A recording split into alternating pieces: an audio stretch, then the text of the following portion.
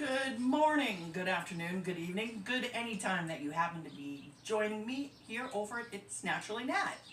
It's a lovely day today. Not too hot, not too cold, but warm enough that I feel like doing a little baking for a friend. In fact, it's my elderly neighbor's anniversary today, and they will have been together for 71 years.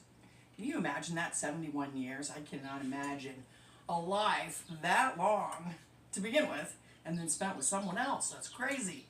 But they're adorable. They remind me of my parents, and I'm going to make them a little surprise today for their anniversary. And hopefully utilize something I've been using for the past 4 months and trying to get to get them all used up. I got a good deal a couple months ago on carrots. In fact, I got 6 pounds of carrots. So I've been making carrots with those dip recipes that I posted a while back. Carrots as snacks, glazed carrots, roasted carrots. But for my elderly neighbors to celebrate their anniversary, I'm going to make carrot cake. Now, carrot cake is pretty easy to make. One thing I like about it is that it doesn't take gobs and gobs of eggs, for the most part, just 2 for what I'm making today. And it's moist. This carrot cake recipe is my mom's. A couple episodes ago, you got to see her when I went home to visit and making her famous sweet and sour spinach dressing recipe. This is her recipe, and whenever she makes it, and she makes it for special occasions, she makes it in a 9x13 pan, which is great if you're going to have 6, 8, 10 people over. Not great if it's only 2 to 4 people. So I looked around, I couldn't find a recipe as good as my mom's, so I played around with hers, and I adapted it to make a 8x8 cake, which is perfect if you are making it just for yourself or a small group, or you just don't want leftovers. I don't know about you, just got blood work done not that long ago, and it was good to know my blood sugars are low. So I don't need stuff like that laying around, tempting me. And I'm going to make sure Mom gets this revised version that I'm going to put up today, so she can make it and not always have to have those leftovers tempting her when people are gone. You know, because if you have you and a partner or you and a roommate, maybe one kid, one grandkid, and you have 9x13 cake for a celebration, and there's 4 or 5 pieces left over, what are you going to do with them? Freeze them? I mean, I guess you could, but if your freezer looks like mine, that's not something you want to do. Okay? So, one thing you want to have here are some grated carrots, and that's what I got going on here. And what's so funny is my mom, when she makes this, she has to get out her gadget that my sister-in-law got her many years ago to do this. And it just cracks me up because this doesn't really take that long. But my mom's of that era where gadgets are everything. And I shouldn't talk. There's a video, I don't know if it's posted yet, where I talk about this doodad. I think I already posted it. And I love it for grating Parmesan. And I could make an excuse up and say, but yeah, I need this. But yeah, I do need this because I use a lot of Parmesan. But honestly, for this one I made here, this only took me a few minutes to grate up.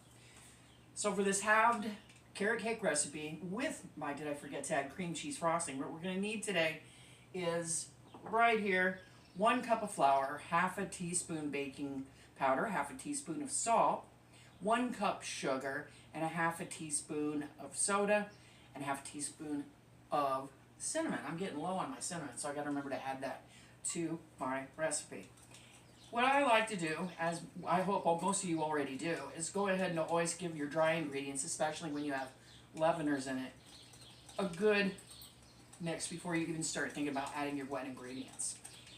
And that is what I'm going to do now. And I also measure cinnamon with love as I do vanilla, so I always put a little extra in there. So we got that going on.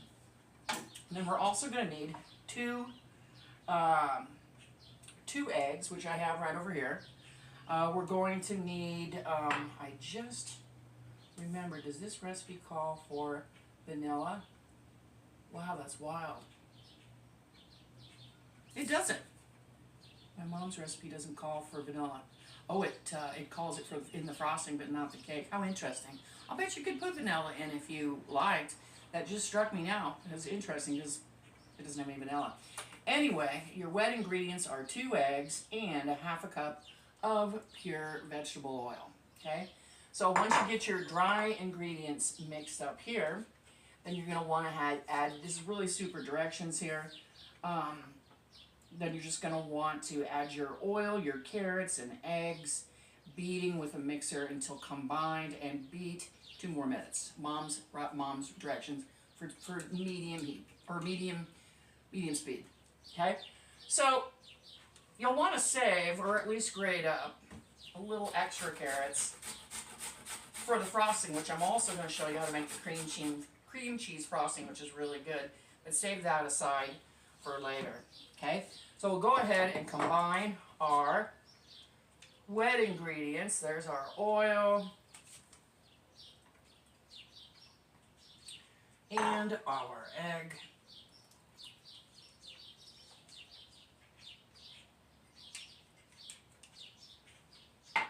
And our carrots. Toss the little ones to your little people. See if Rosie finds that. Give her a little mixy. Oh, here's my vinegar that I made a few weeks ago. I checked it this morning. The infused vinegar, remember, that we talked about with the onion chive blossoms? Oh, it smells so good. That is about ready. That we made a couple weeks ago. Anyway, give this a mix on low initially. You want your oven at a low preheat. I'm going to just go ahead and make myself conscious of how long I do the medium mix for 2 minutes. Okay, as I was saying, you're going to want to preheat your oven to, what is it? It's a really low oven. 325, right? Yeah, I know. When you cook a lot rather than bake like me, 325 is an oven temperature I rarely use.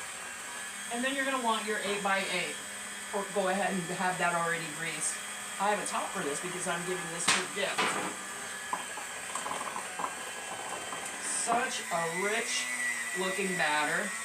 Since I'm coming to the very end of those 6 pounds of carrots that I had to get through for the past 4 months, I went ahead and I just used the outside of the carrot as well as the carrot. I didn't go ahead and strip them because I was afraid I would not have a cup and a half. If I haven't mentioned that before, that's how much this takes. A cup and a half of grated carrots. So maybe that's why my mom likes that crazy gadget that grates carrots, because the original 9x13 recipe does call for 3 cups of carrots. So maybe I'm giving my mom a little grief here when I need not to be giving her grief. Just turning it up a little bit. You always have to be careful with certain cake mixes that you don't overbeat, because that makes them dry and sometimes tough. But this one, Mom's Directions, specifically say medium speed, 2-minute beat. And you're giving a little bit of loft into that, and this is a really slow baking cake. The 9x13 gets baked for 50 to 60 minutes and then some, because I'm at a higher elevation. But this one, I forgot to write down when I have this recipe how long the baking time was. I think it was over 30 minutes, but I'll let you know when we get there, and I'll let you know in the show notes the exact time that it took me.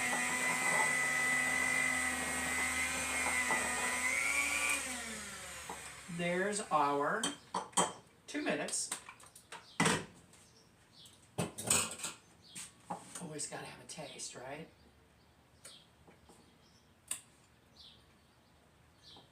Spot on. Go ahead. And it's such a springish looking cake. I don't know if that's because the colors are, or you have all these beautiful earth tones with the carrots and it just makes you think of spring. I don't know. I think carrot cake's good anytime. With the cinnamon. With the cinnamon, you can get away with serving it, giving it away, taking it to parties in spring or fall, because the cinnamon, to me, is a fall flavor, but it accompanies the carrots and the richness of that cream cheese frosting. And I don't know about you, I'm not a frosting person, I'm not a sweet person. That's what's hilarious about me doing all these sweets. I do like cream cheese frosting, because cream cheese doesn't have to be sweet, but when it is, it's just as good as when it's savory. Okay? Go ahead, give it a slow oven. Put it in that slow oven. A couple little tappies. I'm going to go ahead and set the timer for 30 minutes just so I can keep an eye on it. But again, I'll let you know if it turns out to be 40 or 45 because of the slow oven that we got here at 325. Put it in. Tentative 30 minutes.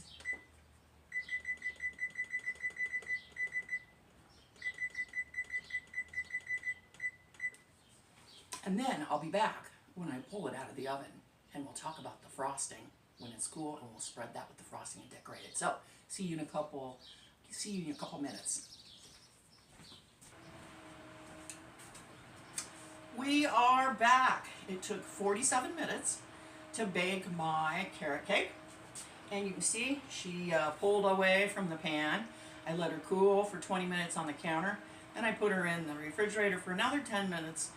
10-15 minutes to cool, and she's ready. She looks good. She smells good. She pulled away from the pan. She has kind of the texture of banana bread, baked banana bread. She sunk a little bit in the middle. That might be the weather today. I don't know. It's really humid today. I don't know if that has anything to do with it, but it doesn't matter. Guarantee it's going to be delicious. So now that it's thoroughly cool, and you want to make sure it's cool, I have my cream cheese and butter. Okay, now this is Mom's recipe for the carrot cake and cream cheese frosting, and I've shortened it to fit in the 8x8 pan, of course. So the frosting ingredients are 2 to 3, maybe even 4 ounces of cream cheese. If you use 4, it'll be half of one of those blocks that you get at the grocery store. Half a teaspoon of cinnamon, but like I always say with cinnamon and vanilla, measure with your heart, not the spoon. Same with the vanilla. So a little half teaspoon of vanilla, that's fine. Oh, excuse me, not cinnamon. Cinnamon doesn't go in here. Cinnamon goes in the cake. My bad. Can't read my handwriting here. So we've got the 3, maybe perhaps 4 cups, or 4 ounces, I'm sorry, the cream cheese, half a teaspoon of vanilla, but just like with cinnamon, measure with your heart, not the spoon. I goofed up on that earlier. 1/4 stick of butter, which is only rough 4 tablespoons-ish, and a cup of powdered sugar. And be generous with the powdered sugar. Last time I made this frosting for my mom's recipe, I wanted to be conservative with how much I used so I could have enough for another batch. Don't do that. Follow the instructions and go a little heavy with the powdered sugar if you want it to have some firmness. This has been sitting in the bowl on the counter all morning, all part of the afternoon, so it's totally soft. I'm going to go ahead and add my generous 1 cup of brown sugar, maybe just only a half of it to get started. And I'm going to use my mixer, a spatula, an inverted spatula as well. Now, Mom's instruction says add a little milk if it gets too thick. And by a little, boy, Mom means a little, like a teaspoon. Don't go overboard because it's hard. If you get it too thin, you're going to have to add more powdered sugar. Not a problem, but if you add more powdered sugar to get it back up to consistency and stiffness, then you're going to have a lot more frosting, which could be a good thing or a bad thing, right? That depends on you. Go ahead and add some more now that I got it blended in. Wasn't it Ina who would always say, I'm swimming in a powdered sugar cloud or something like that whenever she put it in, and it would kind of poof up like that. But I didn't put it all in at once, so I'm not going to have a cloud of powdered sugar swimming around my face. But I can already tell, you can see, maybe just a smidge, and I do mean smidge, maybe a smidge dry. So, I don't have any regular milk, I just have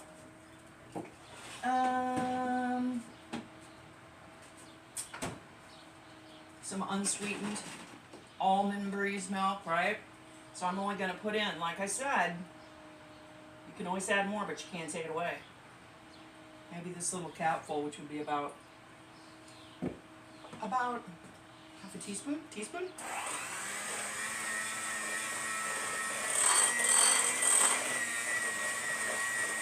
That helps.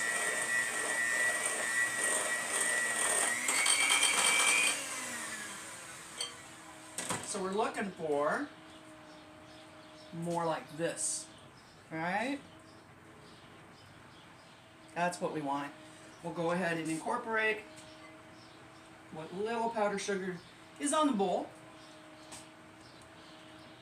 Then go ahead and put that luscious cream cheese frosting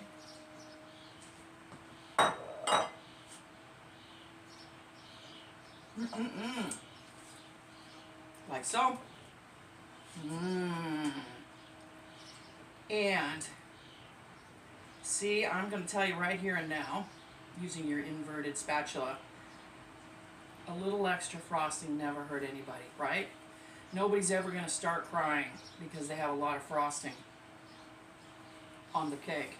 They might cry that they don't have enough, but ain't nobody going to cry if they have too much. So I'm glad I went a little heavy and used more like, say, 1.25 cups of powdered sugar, because that blending was just right. This is thicker than the last time I made it, which I like better.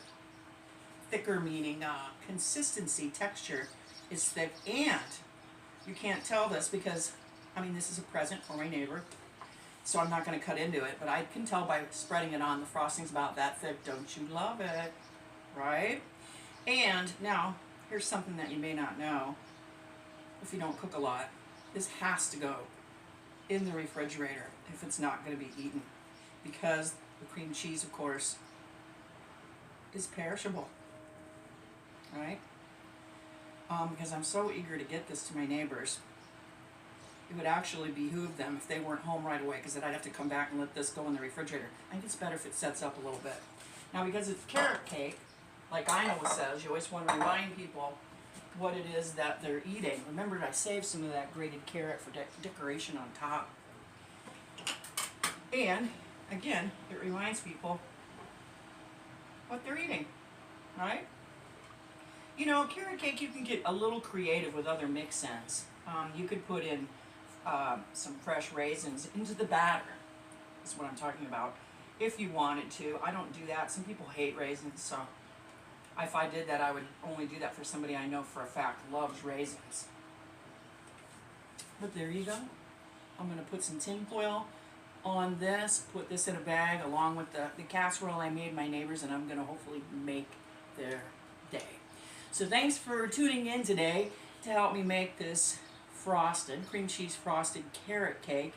If you got some carrots lounging away in your crisper and you're getting tired of eating them raw or roasting them, go ahead and make this before the weather gets too hot and you don't feel like turning on your oven and baking. It's so good.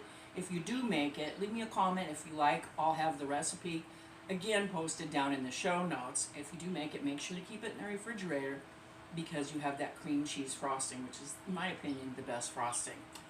Enjoy your day today. Again, do something nice for somebody if you haven't already. If it doesn't come back to you, that's not why you do something nice anyway, right? Have a great day, and I'll see you next time.